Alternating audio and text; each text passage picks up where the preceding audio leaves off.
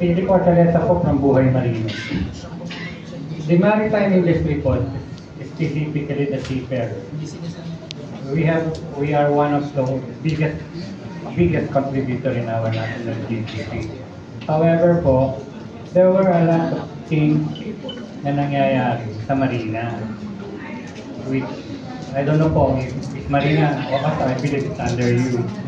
Now, marami pong complain ng mga seafarers about them. And also yung mga, every time babalik sila, they have to take examination.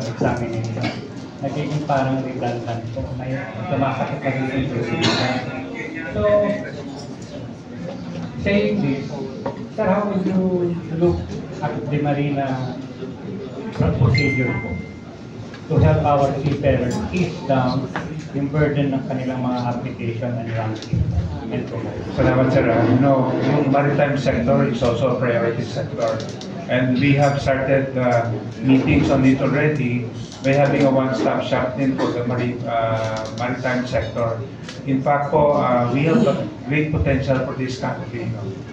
In our recent meeting with the Danish ambassador, he has told us about the great plan and the great potential of this country, not only in terms of providing manpower, not only providing seamen, etc., but we have a great potential for a shipbuilding industry in the Philippines. Kaya po, this will also be our priority starting next year.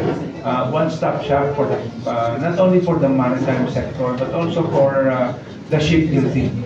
At ang ating pong better regulations office will be on top of it. Maybe I will request Director Mabida, who is the Director of Better Regulations Office, on our plan to address issues of the maritime sector, particularly on marina.